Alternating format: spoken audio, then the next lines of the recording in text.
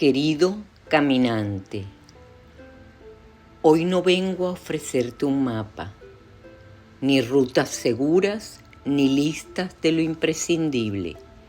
Hoy te invito a algo más sutil, más temerario, más verdadero.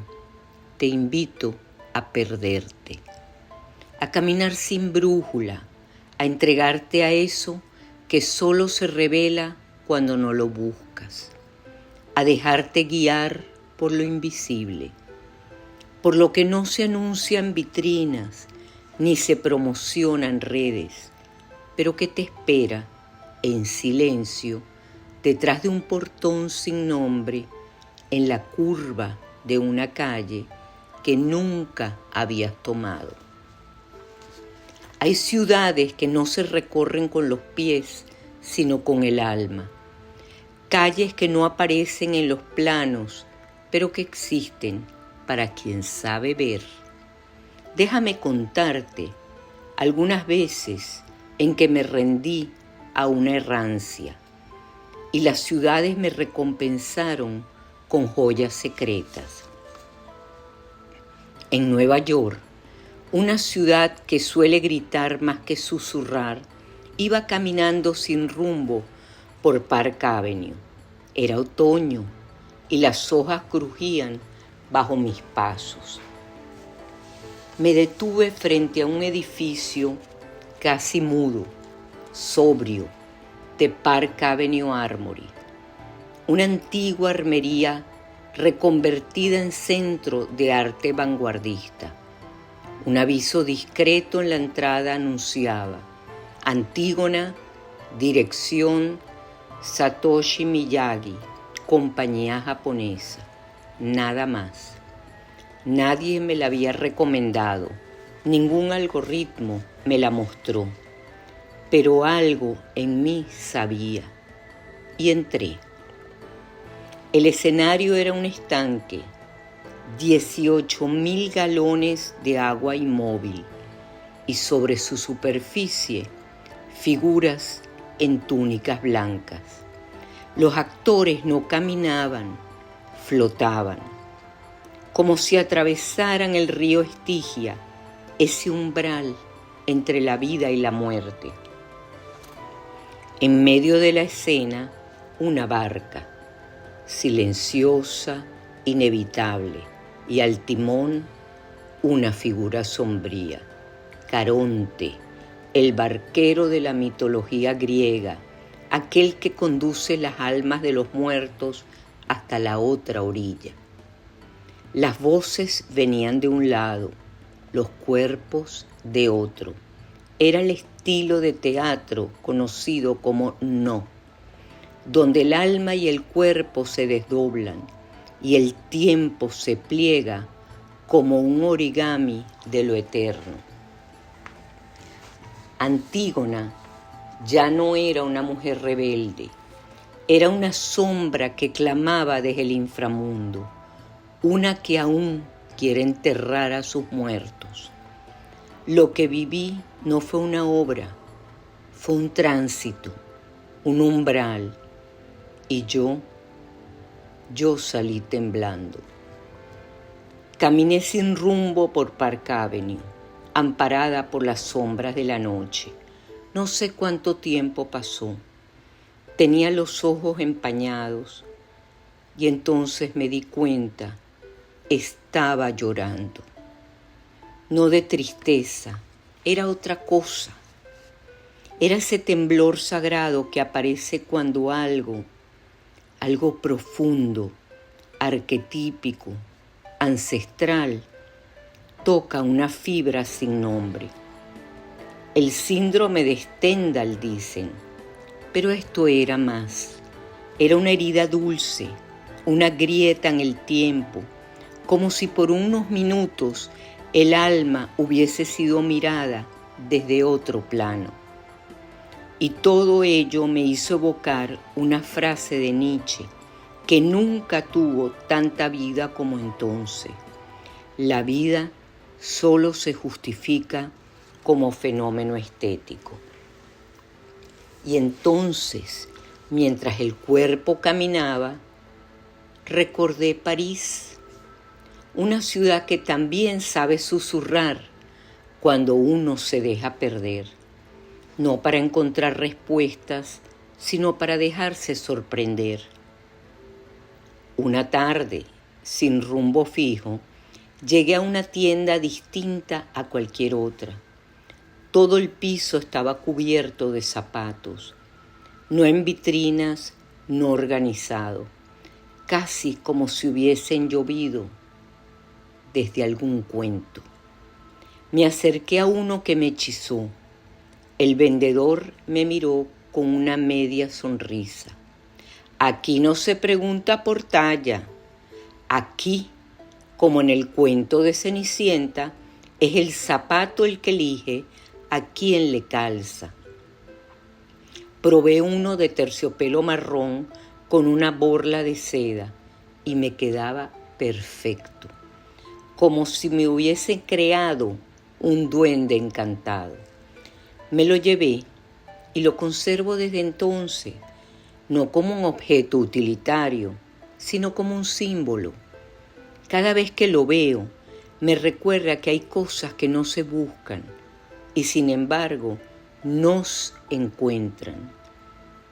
Me reconfirma que sí, existe algo que tiene sentido, algo que nos llama por nuestro nombre más secreto. Me llevé ese zapato como un memento para recordar que por breves instantes entré en un cuento de hadas. Y luego Venecia. ¡Ay, Venecia! Esa ciudad que flota entre tiempos, que se ofrece solo a quien se deja llevar. Vagaba por sus laberintos cuando encontré una tienda que parecía salida de otro siglo. Había talismanes, piedras con símbolos arcanos y una pequeña columna de plata delicadamente trabajada con una serpiente enroscada a su alrededor. Pregunté por ella, me miraron sin cordialidad y me dieron un precio exorbitante, como queriendo decirme, sin decirlo, que aquello no era para cualquiera. Salí de allí con una duda ardiente. ¿Eran realmente objetos alquímicos? Había tocado sin saber un umbral demasiado antiguo, y mientras pensaba eso, como si la ciudad respondiera, se abrió ante mí una plaza silenciosa y al fondo una librería. En el centro exacto de su vitrina observé un libro, el Mutus Liber, uno de los tratados alquímicos más importantes de todos los tiempos. Un libro sin palabras, compuesto solo por imágenes simbólicas que representan las etapas del proceso alquímico. Un lenguaje para iniciados o para quienes se atreven a mirar. Entré sin dudar y lo adquirí, un ejemplar numerado como si me estuviera esperando.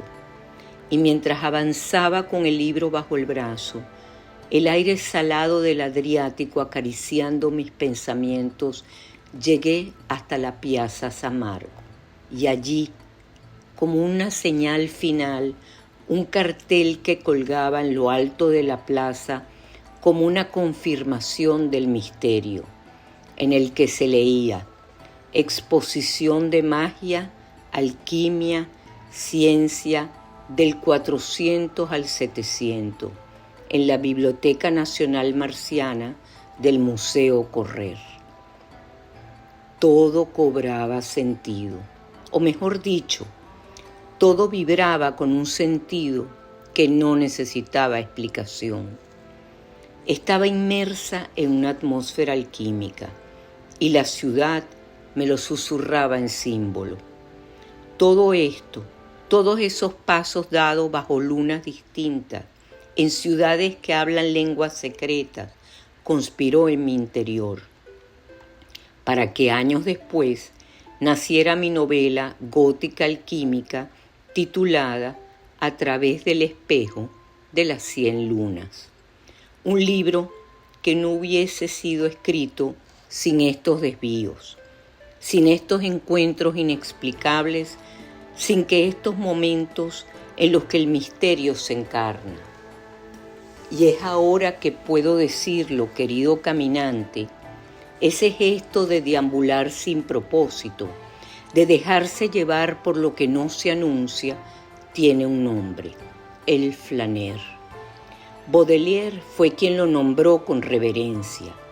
El flâner es ese paseante solitario y apasionado que recorre la ciudad como quien descifra un manuscrito vivo. No busca monumentos, busca símbolos. Es un alquimista del instante, un testigo de lo invisible, un poeta encarnado que encuentra en cada esquina una posible revelación. Un flâner no huye del mundo, lo habita con toda su atención, se disuelve entre la multitud y desde allí ve. Y no hace falta estar en París, ni en Nueva York, ni en Venecia. No es la ciudad la que revela el asombro, es la disposición del alma. Toda ciudad, si la dejas, puede prestarte sus esquinas para perderte. Toda calle, si caminas con el corazón abierto, puede transformarse en umbral. Incluso la ciudad que habitas, la que crees conocer de memoria, esconde pasajes invisibles que solo aparecen cuando dejas de buscarlos. Porque el asombro no tiene dirección fija, solo exige presencia. Y así, querido caminante, llegamos al borde de este viaje. No hay mapa, pero hay señales. Y si cierras los ojos, quizá puedas sentirlas latiendo en tu propia deriva. Porque perderse cuando se hace con el alma abierta no es una pérdida, es una forma secreta de encontrar lo que aún no tiene nombre. Gracias por caminar conmigo. Gracias por habitar este espacio donde lo invisible nos toca. Te espero la semana próxima en la otra orilla, donde lo incierto no da miedo, donde el misterio no se resuelve, pero se honra, y donde tal vez en medio de lo que no sabíamos buscar, nos encontraremos de nuevo.